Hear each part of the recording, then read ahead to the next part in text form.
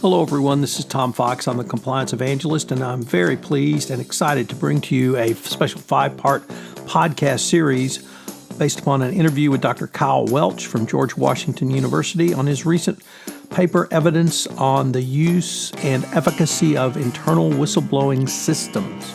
First, a word from our sponsor, Navex Global. Navex Global offers a comprehensive suite of ethics and compliance software, content, and services that helps organizations protect their people, reputation, and bottom line.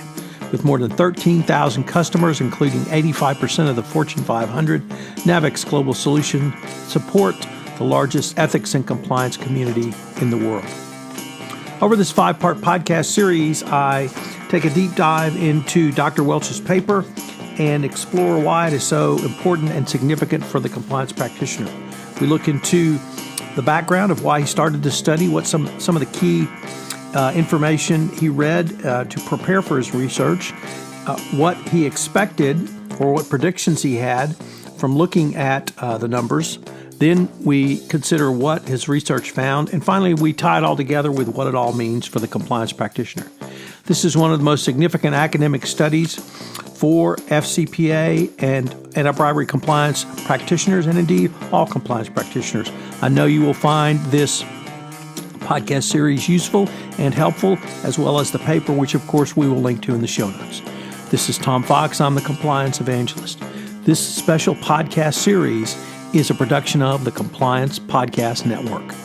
Hello, everyone. This is Tom Fox, and you are in for a real treat this week because I have a 5-part podcast series with Dr. Kyle Welch, who wrote a paper entitled Evidence on the Use and Efficacy of Internal Whistleblowing Systems. It was published December 2018.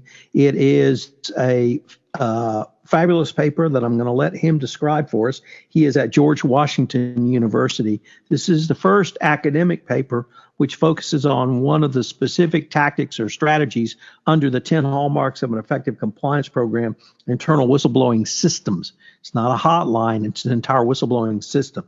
So with that somewhat long-winded introduction, Kyle, first of all, thank you for taking the time to visit with me, and welcome to the podcast.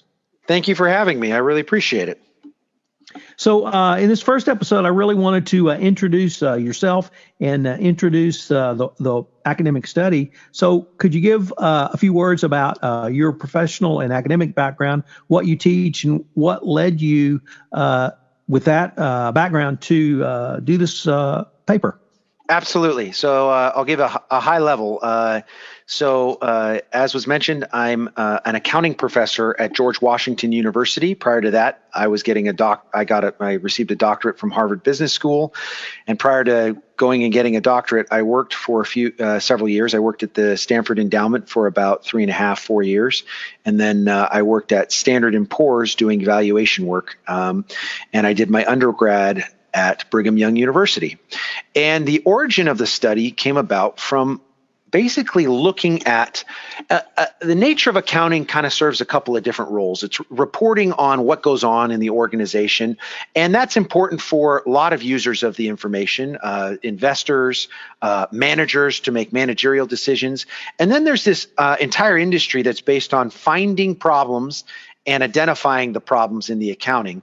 And this is all the fraud-related stuff, or the issues related to, things happening, not going right. And what I noticed is as you look back at big debacles that are public debacles that come out, they all have something kind of in common. They usually have an individual that saw something and reported on it. And so how the study came about is I remembered back in the day when I was an undergrad, I had gotten an internship at Ernst & Young, and I remembered looking at a poster on a wall, and it said ethics point. And I remember thinking, that's weird, ethics point. And I looked at it and I said, oh, it's a place that you go to report if you see something that you don't like, or if that's something's wrong. And for some reason that stuck with me, basically about 19 years later when I was thinking about research ideas. As an academic at GW, it's a fantastic vocation, by the way. I just basically get to pursue research ideas I find interesting. And so I did a little bit more digging, and I realized Ethics Point was part of Navex Global, And I reached out to Navex Global, and I started a conversation about 2 years ago. And the conversation initially went like this: Hi, I'm an academic, and I'm interested in looking at some of the most sensitive data on the planet. Will you let me look? And their initial response was, no. Are you kidding? No. And then I talked to them a bit more. And over the time of about a year and a half, when we realized that we could do this research without revealing any information or any sensitive things associated with who was actually reporting, what the details were of the event, and even knowing exactly directly what the firm is that we could actually accomplish this research by connecting external data to this and having a map and a key and keeping all their data still proprietary. After going through that process, they finally gave a green light to actually doing this. And it was, I'll tell you, it wasn't easy. And so as an academic, feel free to interject and if you have any questions along the way. As an academic, data is what drives my field of study. I look at empirical data that exists, and then you run regressions and you try to determine causality. And if we're looking for if-then statements of, well, if this happens, then this will happen. That's the goal of this research. And typically the most interesting research is the research that's the hardest data to get. If you think about it, the data that is the hardest to get, I have a chart that I like to show where, our level of understanding and data availability a lot of times with certain aspects is off. You think about a typical accounting performance metrics, we have a lot of data availability and there's a lot of understanding of what the performance metrics mean. And as you go down, there's limited data on other categories that we don't know very much about. And all of those limited data points related to firms are the whole point of whistleblowing systems is to capture those limited data points. And so you think about HR related issues.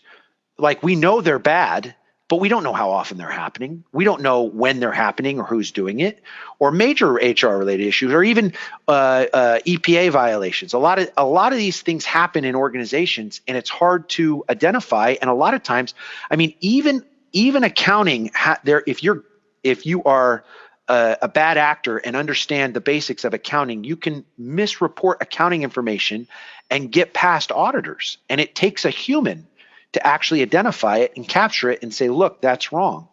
And so the nature of my interest related to this is to find data that we don't have information on and do research that has basically not been done before. And that's the neat thing about this data is we've never had data like this before in management research on some of the most difficult topics that firms deal with.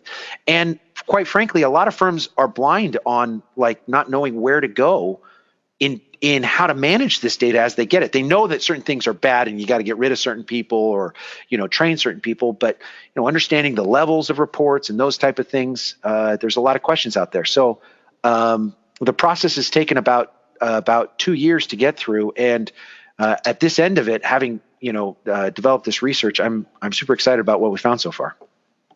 So let me ask a couple of questions. First of all, were you paid by Navex to do this research and or write the report? And then from there, what did you expect to find? Yep. So as an academic, I get paid to do research, and this is not like a tobacco industry type of situation. I think Navex bought 2 dinners for me, but I bought 2 breakfasts for them. So I think we're about even on that. I am not paid by Navex at all. The only real compensation that you could say I got is access to data. And kudos for Navex. I signed an NDA related to accessing this data, but they came in to this knowing fully eyes wide open that look, this is an academic. He could find anything with this study, and so they were very. It's been great working with them. So. Yeah, I'm not paid by them. To answer your question, I'm not paid by them. So what did you expect to find? So that's a good question. A lot of people, and this is going to sound like really like nails on a chalkboard to compliance people. I wasn't sure. I actually had a pretty open mind, and most compliance people would hear that and say, oh, come on, you got to know that this is this. And I would say that, like, based on existing research, it's actually what we would find was actually kind of up in the air. And so let me give you an example that will clarify it for you.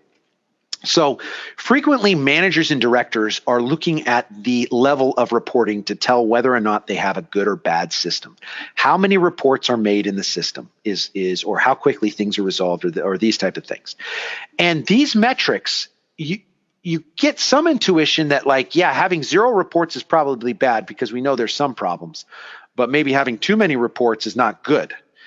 And there's a question, and if you think about it, if you were to ask the average person walking on the street, you said, okay, come in here, we're going to give you a job. You're going to have to work at this place for the next 5 years, all right? And you're going to put 2 job offers in front of them. And everything's is the same about the firm. Everything's the same about the firm, except for in one job offer, you're able to see that they have a lot more whistleblowing reports in the firm, where people use the internal feedback system. And in the other job, it's the same thing, same everything, except for they have less. And you ask the person, you say, okay, which firm is the better firm and which should you take an offer at? And I would think most people on the street would probably say the one with fewer reports.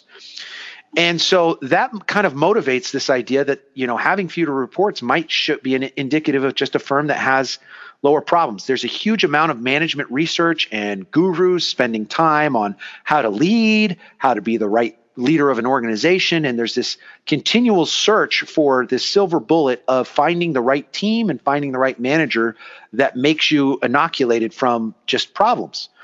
And there's also this other way of thinking about it. There's the other side, which I think resonates with most compliance people, is that, humans are kind of just like, they're awesome because they can get this information to you, but they're also problematic because a lot of these problems are caused by humans, HR related, fraud related, all these, large issues that are hard to detect are created by individuals. And so the reality is that it could be that just managing humans and being part of an organization, you have problems.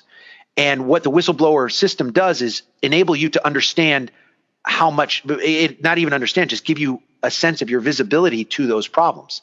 And the problems are not unique to the firm, but they're common amongst all firms.